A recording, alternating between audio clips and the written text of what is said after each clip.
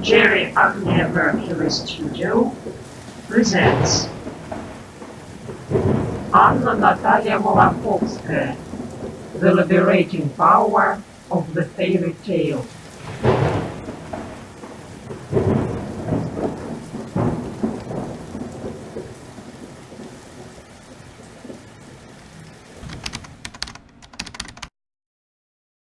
Hello, my name is Джерри Меркьюри, and today I have 3 questions to ask you.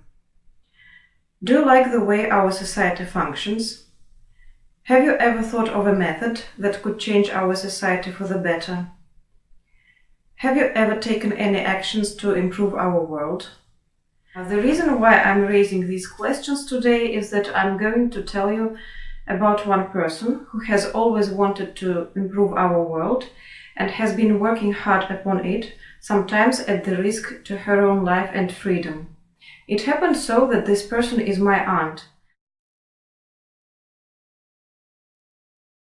I decided to talk about her not just because she's my close relative, but because of some other reasons. First of all, I believe that learning about my aunt's life and work can help to better understand some key facts concerning human society and history, and to learn more about the history of our own country. Second, I want to share this story with you because I don't often see people nowadays who would sincerely believe that our world can and must be changed and would be ready to pay for their beliefs a high price. I think it's important to know that such people exist and to learn more about them. Finally, it's necessary to note that my aunt is not just a brave fighter for social justice, but she's a person of exceptional creative abilities, working in many artistic spheres.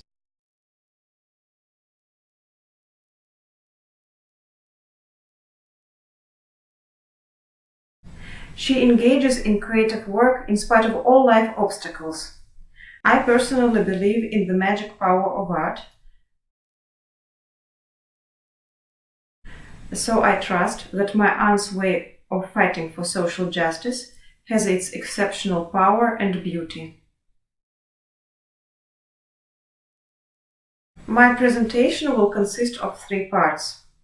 In the first part, I will share with you some facts about my aunt's biography. In the second part, I'm going to give you a brief overview of her main ideas. And finally, you will get acquainted with her ideas straight from the horse's mouth. So let's start with my presentation. My aunt, Anna-Natalia Malakhovskaya, was born in 1947 in Leningrad in a family of scientists.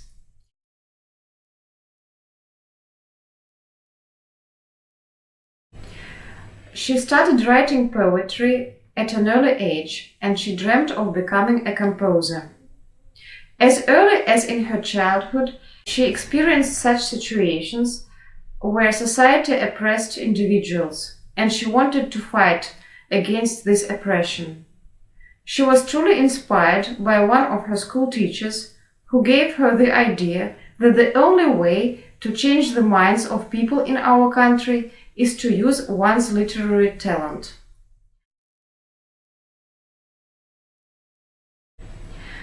In 1973, Anna-Natalia graduated from the Faculty of Philology, where she had majored in Russian literature. Her first novel, Темница без оков, The Dungeon Without Shackles, examines the mechanisms that lead to self-destruction of the individual. The novel was published in a Samizdat magazine 37, and since the issues raised there were very painful and urgent, it had a great resonance among the readers. It might have seemed that Samizdat gave more freedom than official Soviet magazines. However, working for the magazine, Anna-Natalia faced another form of oppression which was invisible for her at the beginning. She was blamed for the lack of professionalism by her male colleagues, who considered her style too feminine and emotional. It turned out that equal people who grew up as equals in the conditions of the lack of freedom in the Soviet Union produced their own form of oppression based on the biological principle. This conflict inside Samizdat was the impulse that made Anna-Natalia start thinking about the rights of women in the USSR. She realized that the oppression of women, which she experienced in samizdat circles, characterized all spheres of life in the Soviet Union. That's how the feminist movement for the first time appeared in the Soviet underground.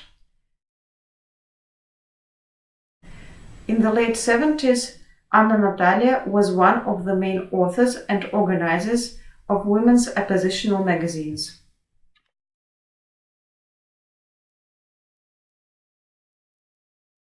In July 1980, after a period of persecution from the authorities, Anna-Natalia, together with some other feminists, was expelled from the country a few days before the Moscow Olympics.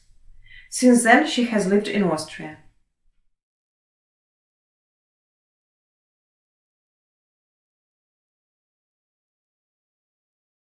There she continued her editorial work, providing the publication of the feminist magazine Maria.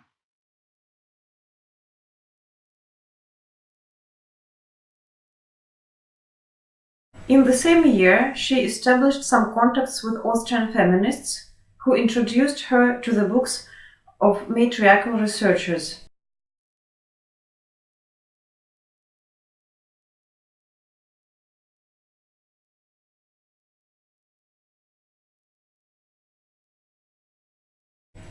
It led her to the realization that in order to understand the mechanism of oppression and overcome it, one should look for the historical roots of oppression.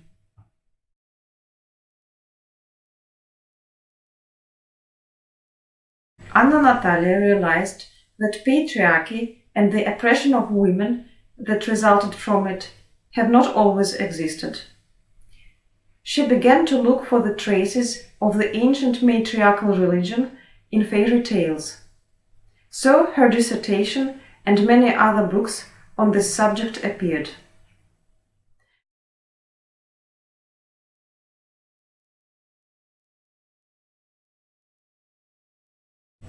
That's all I wanted to say about my aunt's biography. Let me move on to her main ideas. As I have already said, in Austria, Anna-Natalia got in touch with matriarchal researchers and read their works. It helped her to see the world history very differently from what the mainstream ideas on the subject have always been. It turned out that many thousands years ago, Europe was a peaceful place. There were no wars. It was the epoch of matriarchy. The features of this era can be traced in fairy tales of various nations and in Russian folk tales. Anna-Natalia started studying Russian fairy tales and the meaning of Baba Yaga, their central character.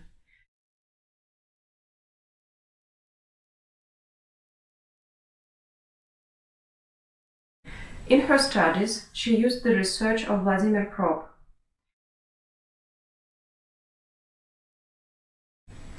According to Vladimir Prop, Baba Yaga is the mistress of all elements, the mother of animals, birds, and sea inhabitants. However, Prop couldn't elaborate why this mistress had such a weird character. In some fairy tales, she is very kind and saves the protagonist from an impending misfortune. This is her role of the gift giver. In other fairy tales, she puts the protagonists on trial.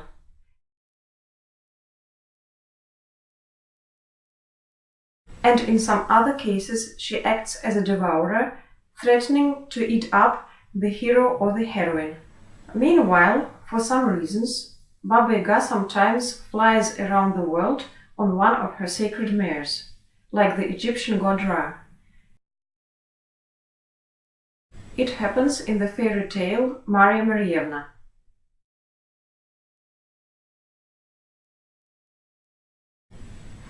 In some other cases, the white day, the red sun, and the black night are her faithful servants. It's mentioned in the fairy tale Vasilisa the Beautiful.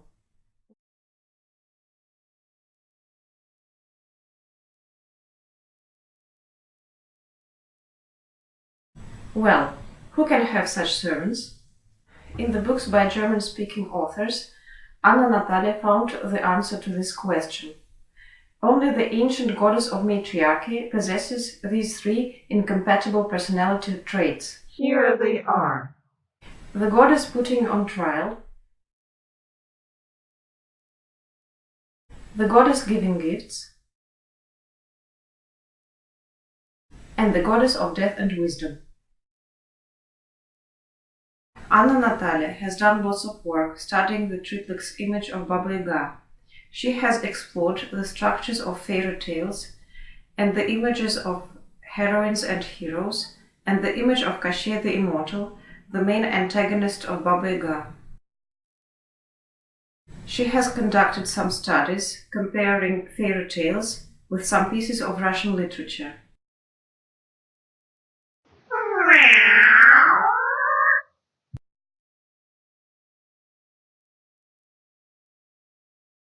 She held some seminars discussing fairy tales with young people in Russia and in Austria.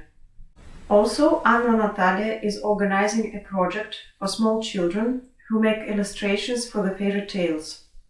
And the reason behind all those activities is that for her this research has not only theoretical meaning. She regards the fairy tale as a guide to action. She believes that Baba Yaga can help a person in trouble as she helps the fairy tale characters. Kashia the Immortal personifies all the evil of the world caused by the patriarchal ideology. And our task is to defeat him, which is not impossible, because according to fairy tales, he doesn't appear to be immortal. The triplex image of Baba Yaga lets us look at the concept of femininity and traditional gender roles from a completely another angle. And to illustrate it, I would like to read you what my aunt has written for this presentation. So now I'm reading. Having taken the first step on the path of awareness, we will begin to understand why Baba Yaga chose the forms of behavior that were not quite comfortable, not quite cozy, why the goddess not only needed to quench her thirst for love, but also wanted to be a belligerent Virgo, subjecting heroes and heroines to trial, as well as the old goddess of wisdom and death. Gradually making our way into this dense forest, we will begin to understand how to behave in order to receive her gifts. And above all, we, the feminists, should turn to the consideration of the first hypostasis of this goddess, who in ancient Greece was called Artemis, and in the Roman Empire, Diana. This militant, mighty person, who in the historical context was embodied once in the person of Joan of Arc, is the one that we are so desperately lacking. The goddess of love, Venus, has long been driven into brothels.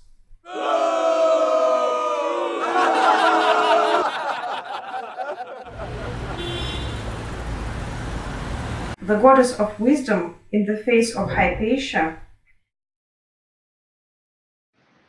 was torn into pieces. And goddess Virgo is being attacked right now.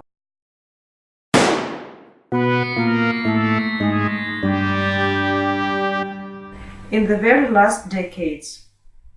And not by the clergy, not by freak fanatics, but by shameless businesses that decided to double their profits.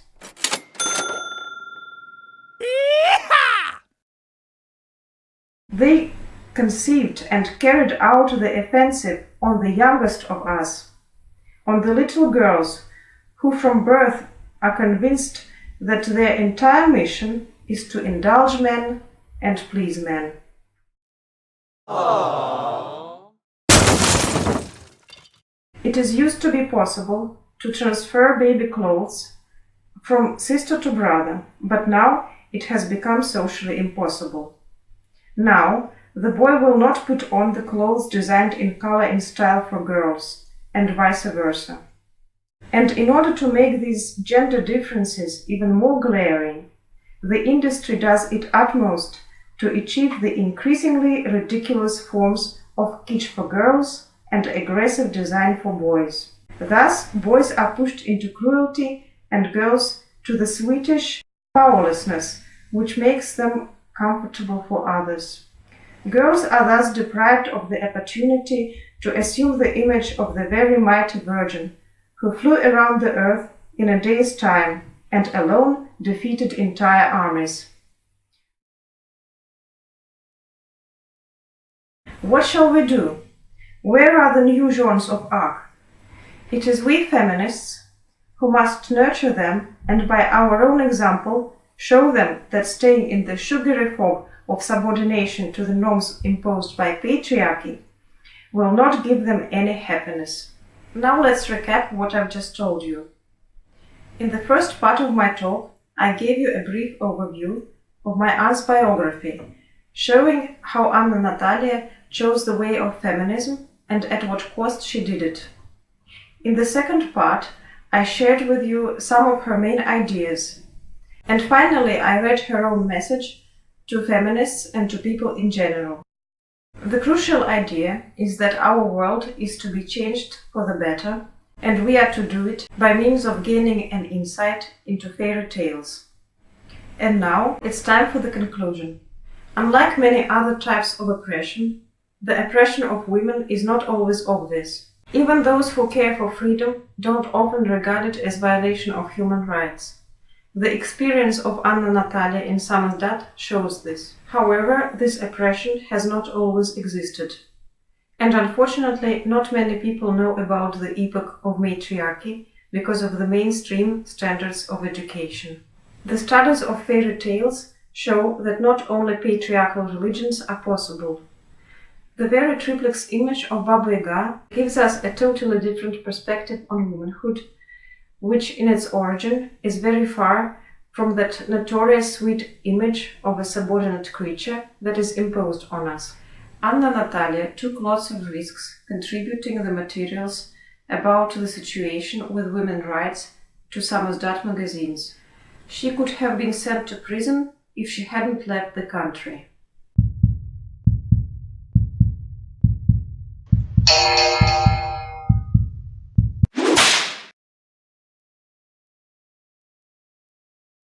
Not everyone is able to take such risks, but I believe that all of us can and should educate ourselves in those spheres where the mainstream education doesn't let us.